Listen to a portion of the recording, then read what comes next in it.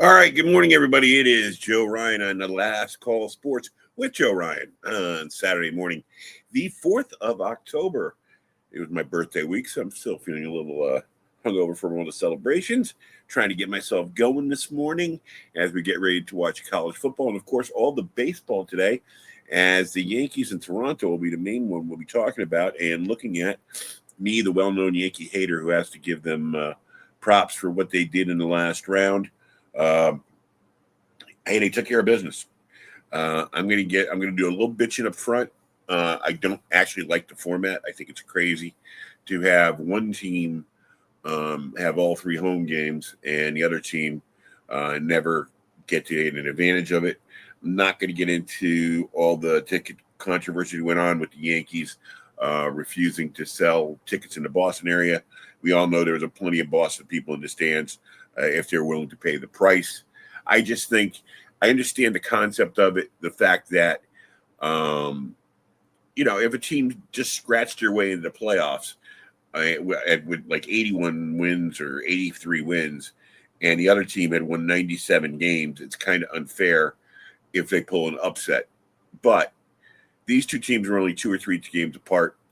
There's no reason why Boston couldn't have been the site for game one and the Yankees get the next two in any manner, shape, or form, logistically, whatever. And just for the fairness, and if you're trying to sell the sport, I mean, let's face facts. Baseball's been losing fans. Um, and one of the great ways to get a new group of fans is to take them to a playoff game. So many of the regular season games turn out to be blowouts or boring, or it's just not a great experience. Where you know the hype, the excitement of playoff baseball. It's like hockey, basketball, anything. Any of these sports that play or seem to go on forever, unlike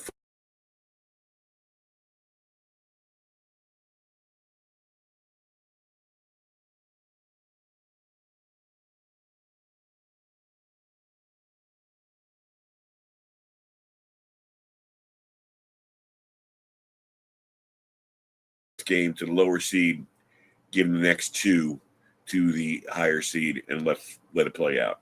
Now let's get to the Yankees a little bit. A few players. I'm hypercritical of the Yankees. Everybody knows that, but a few of the players that just seem to change my opinion a little bit about this Yankee team. First, I'm going to get to Jazz Chisholm. Of course, we all know about his sprint from first to home the other night to win the game. He brings an attitude, something we haven't seen around the Yankees. I don't know if I've been watching the Yankees for over 50 years, and I'm like I said, I've never been a fan, but he brings something they never seem to have, which is an attitude. Maybe in the Reggie Jackson era, we had a guy that was like he was kind of like that, but other than that, they're so corporate. And this guy, he got skewered after game one when he wouldn't face the media, but he came back in game two and three. A lot of redemption, good for him. He's going to be a major part of this team moving on in these playoffs and also in the near future. So, of course, props to him. Cam Schlittler. Sorry. Oh, I was trying to not say that word, but if no matter what happens in the future with Garrett Cole, um, or what happens in the future with Freed or any of these other guys that are in their 30s, let's face facts. No one knows how long they will play. I'm sure the plan is for Cole to come back next year. I'm sure he's doing everything right. And most likely, since he's never had Tommy John surgery before, it should all work out for him. But you never know. As a friend of mine once said, we were talking about Roy Halladay at the time, and he says, I hate these power pitchers because you never know when they're going to lose it, and they lose it fast. So to have this guy as an insurance policy, and for once in the Brian Cashman era, to have a young stud style pitcher who doesn't seem to be too big a deal for him to show up in a big game. Good go for the Yankees. I think they might have found their future ace, and God knows they have the money to keep him here for a long period of time if they can keep him healthy. And then the man who now he took abuse all year long, took a lot of abuse from me, Anthony Volpe. Still do not think he's going to have the storied career that everybody's projecting for him. I like to call him Bucky Dent with power. I think he hits for too low an average. Um, he during the season he seemed to be lost. They said it was an injury.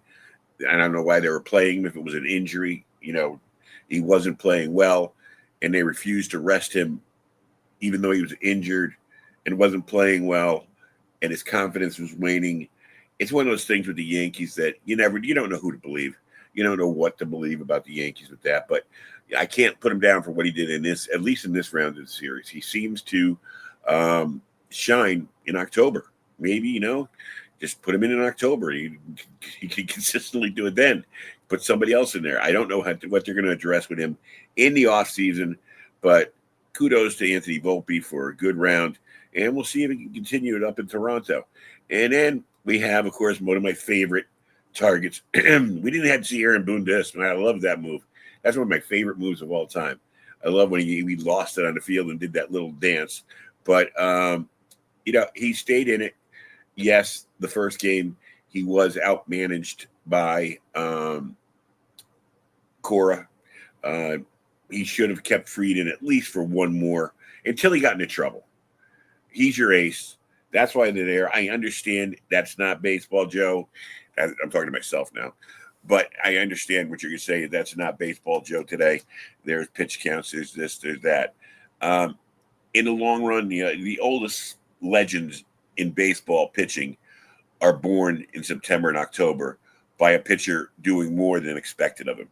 And he never even gave his man the chance for that. So I got to say, Boone took a well-deserved hit for game one.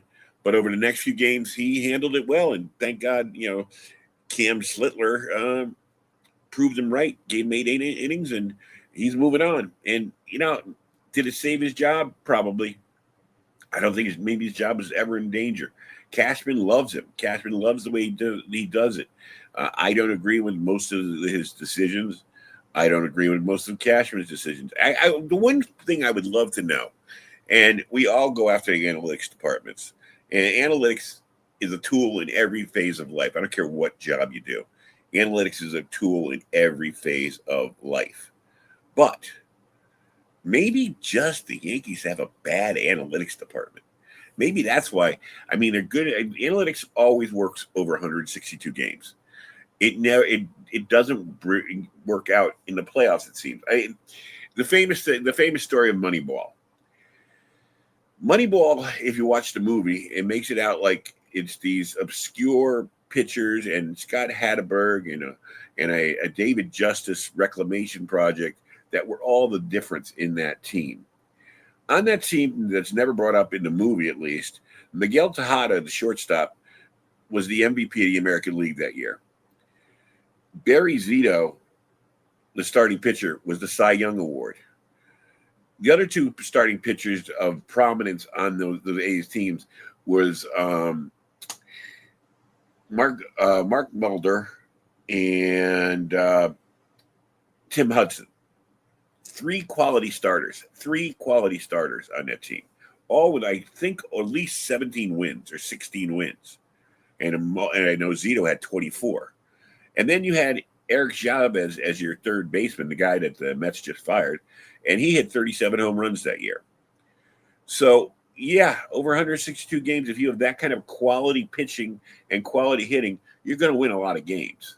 So I don't think it had that much to do with Moneyball as much as it did to do, or at least not Scott Hatteberg in Moneyball, as it did to do with the fact that they had a lot of, even though they lost, Giambi, Isringhausen, and Damon, they still had a lot of players left behind. The bigger question is, when they had the year before, when they had Giambi, the MVP, and they had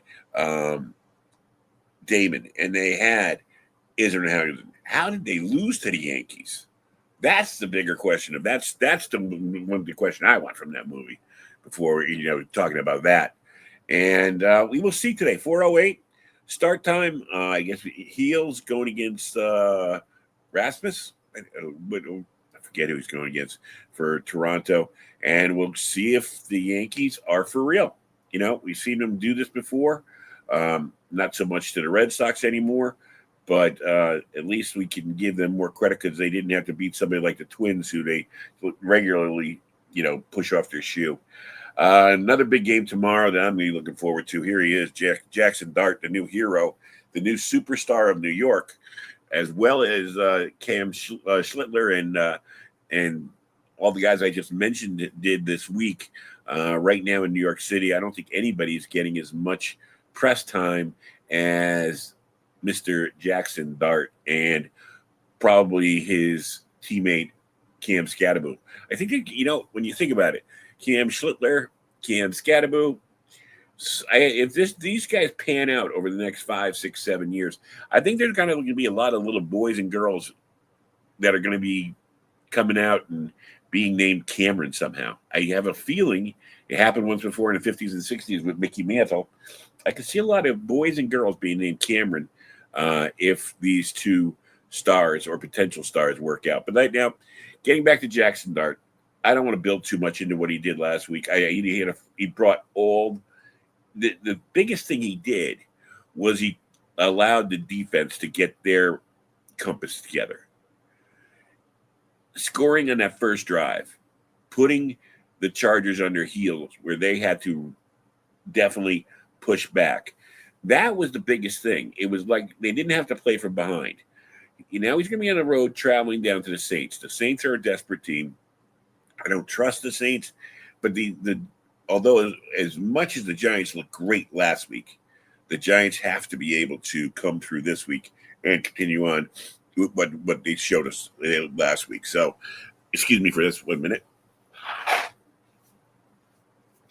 Sorry, along with my birthday celebration, I got a cold this week, so forgive me for that.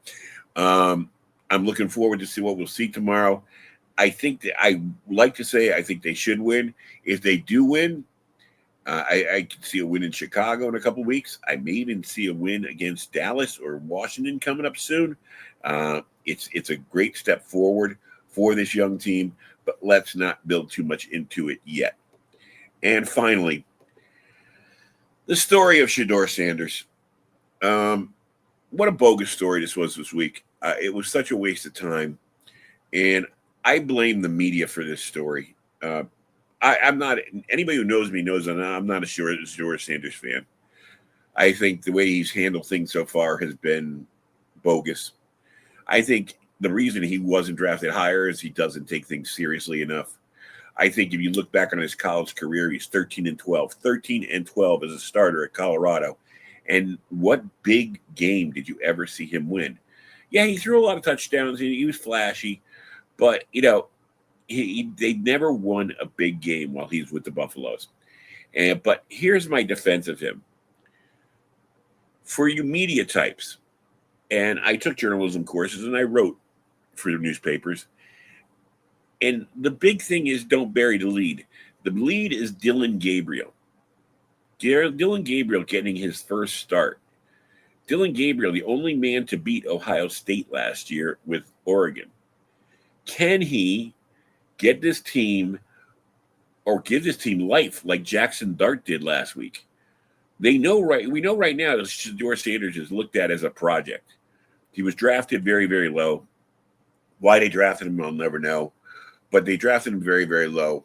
Did you really think they were going to hopscotch him over into the starting job and give him the starting job, even though he's only been doing like third string stuff and barely playing in practice and in preseason? What was the use of that question except to poke the bear and hope for a response, if not exactly like you got, somewhat like you got? So I think it was a waste of time for all of us. It was a waste of time for everybody that covered it, and including ESPN and whatever other networks covered it. He responded exactly how you should think he should respond, and that's it. Well, that's it for me today.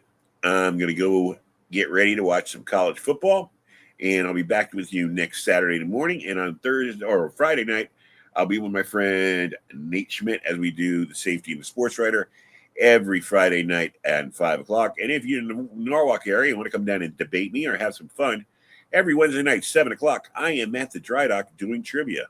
So hope to see you there. Hope you start tuning in, and we will see you soon.